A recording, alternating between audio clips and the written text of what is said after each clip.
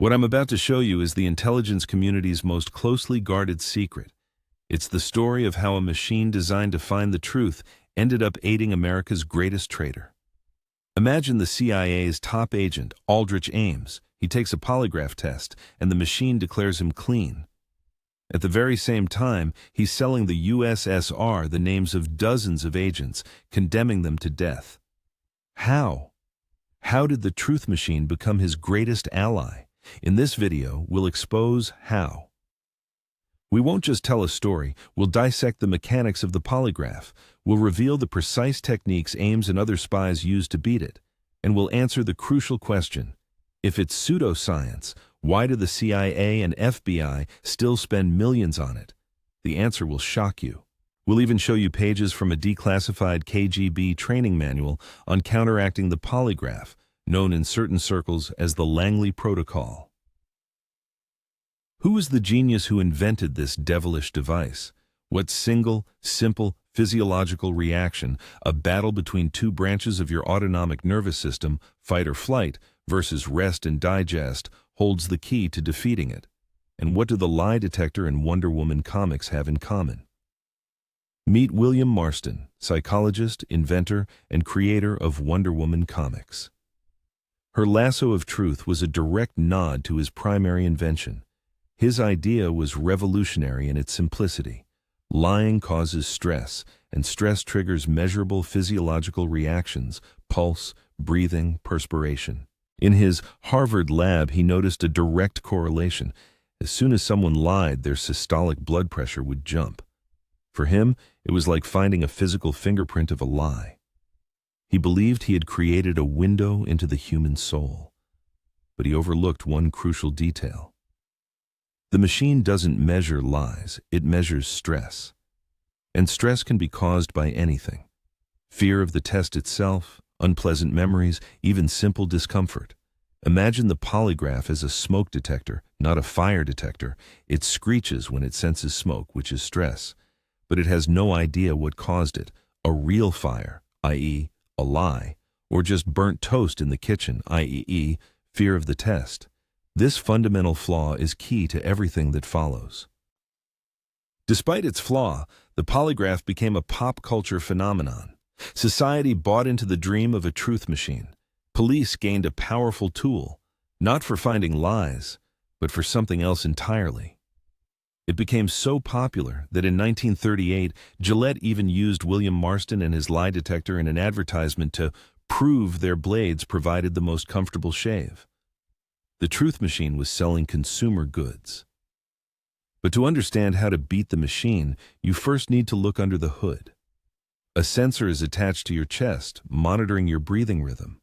A blood pressure cuff, like a doctor's, goes on your arm to measure pressure and pulse, and two small electrodes are placed on your fingers. Together, these three sensors are like a car's dashboard, showing not speed, but your fear level. The electrodes on your fingers measure perspiration. Why?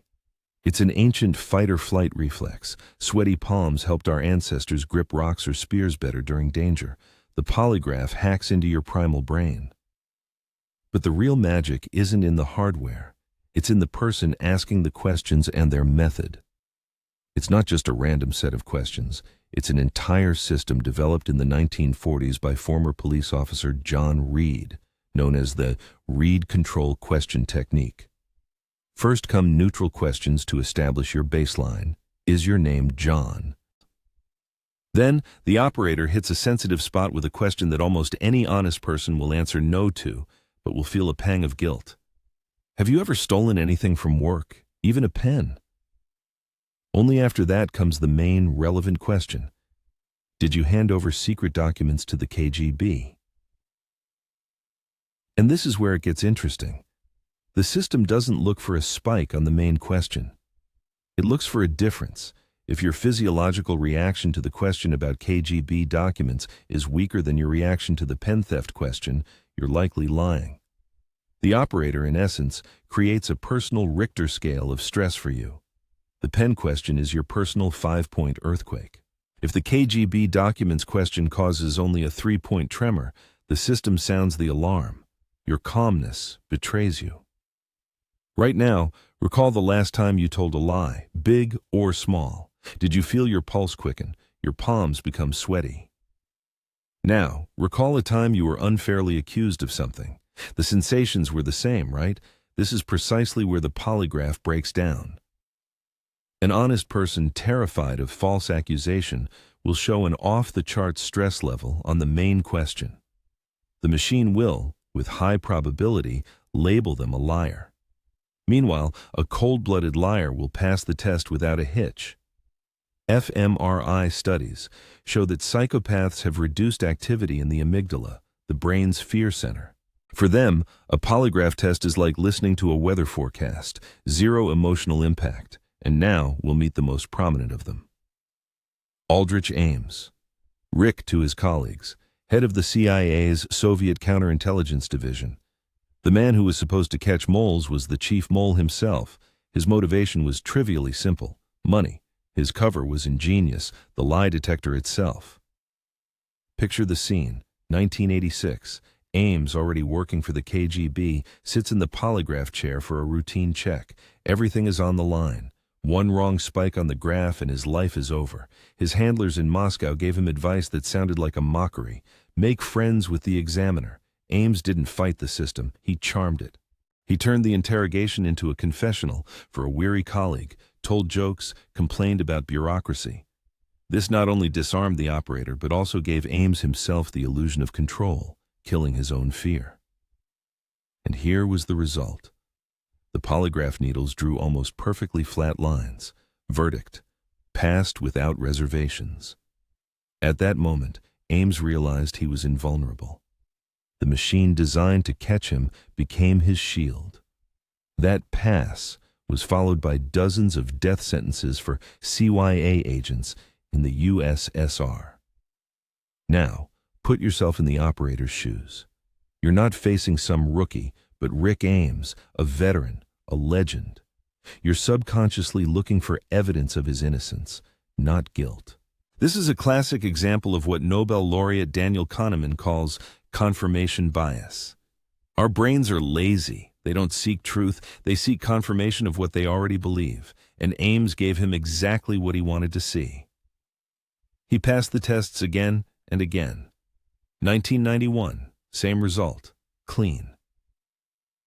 During this time, he handed over almost every CIA agent in the Soviet Union to the KGB. The machine not only failed to catch him, it became his alibi. Any suspicions were dismissed with one argument, but he passed the polygraph. When colleagues noticed his expensive Jaguar and a $500,000 mansion, he calmly spoke of his wife's inheritance. The polygraph was his indulgence for any lie. The system was powerless. He was caught by good old-fashioned paperwork. The operation to catch him was codenamed Night Mover. And the main tool wasn't a sweat sensor, but a calculator. Agents simply matched the dates of his meetings with his Soviet contact to the massive deposits appearing in his accounts the next day. Not technology, but human diligence exposed the traitor. But charm and confirmation bias were only half the battle.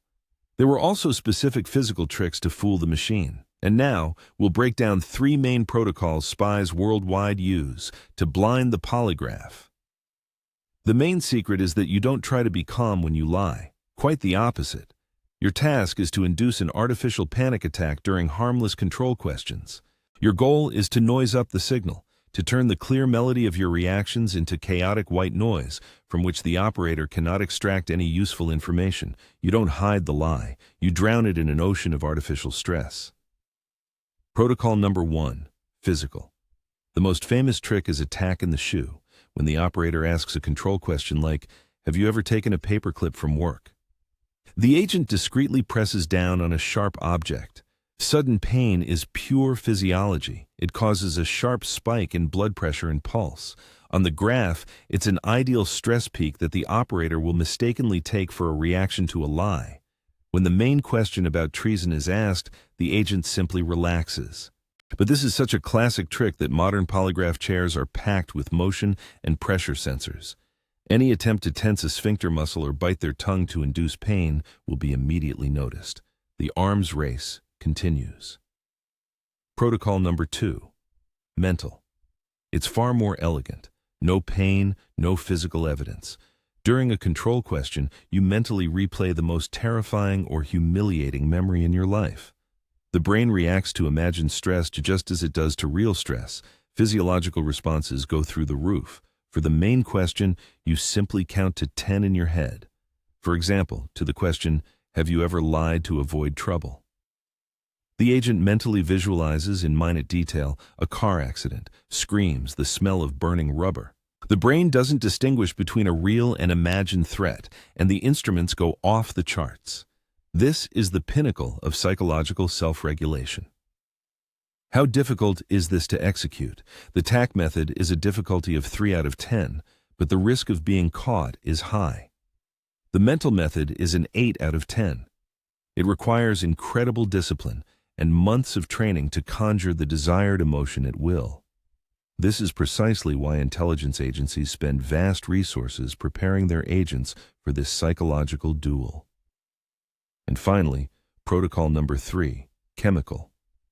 Certain heart-slowing medications, known as beta blockers, can smooth out the spikes on the graph, turning a storm into a gentle ripple. But they are easily detectable in blood. A more subtle approach is the use of anxiolytics, which generally reduce anxiety. This doesn't guarantee a pass, but it turns the operator's job into reading tea leaves. And here's an unexpected parallel. Beta blockers are the same medications world-renowned violinists or surgeons take before a performance to steady their hands. A spy undergoing a polygraph uses the same doping as a musician before stepping onto the Carnegie Hall stage. But don't think operators are simpletons. They play their own game too. They monitor micro-expressions. They use motion sensors in the chair to detect the slightest muscle tension. They can ask an unexpected, irrelevant question to disrupt your mental state and break your rhythm. It's an eternal chess match where every clever trick has its counter-trick, and the price of error is life. In 2003, science delivered its verdict. The U.S. National Academy of Sciences released a damning report. The accuracy of the polygraph in mass screenings is no better than random guessing. Most courts do not accept its results as evidence. It's pseudoscience. The report showed that when screening 10,000 employees, among whom 10 are spies, the polygraph might catch 8 of them. But it would also falsely accuse approximately 1,600 innocent people of espionage. The cost of error is catastrophic. Scientists don't believe it.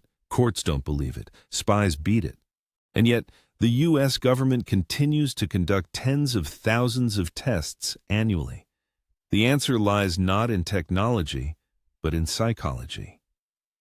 Its main purpose is not to find lies, but to create a pretext for confession. It's a giant, intimidating prop. A person is hooked up to sensors, and the sheer fear of the truth machine makes them nervous and ultimately confess. For an investigator, the polygraph is not a scientific instrument, but a theatrical prop in a play called interrogation. Its task is not to measure physiology, but to break psychology. It's a ritual designed to make you believe in its omnipotence and give up before the show even begins. When recruiting for intelligence agencies, it's used differently. Not to find liars, but to weed out the unsuitable. Those who get too nervous, those with hidden issues that cause stress. It doesn't tell if a person is lying, but it reveals if they have vulnerable points.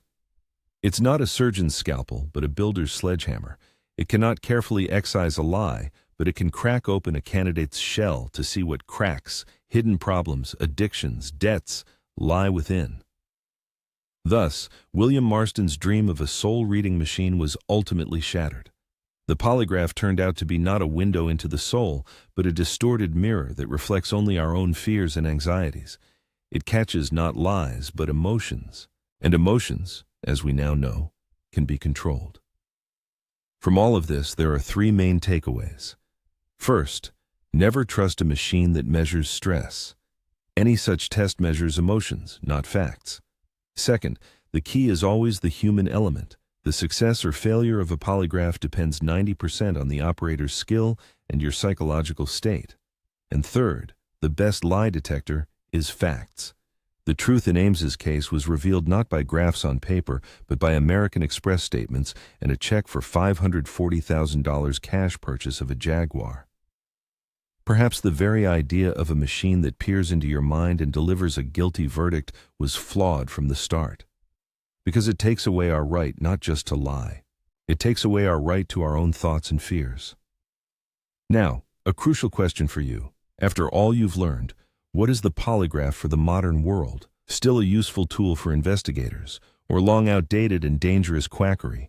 Type just one word in the comments, tool or quackery. Let's see which side prevails.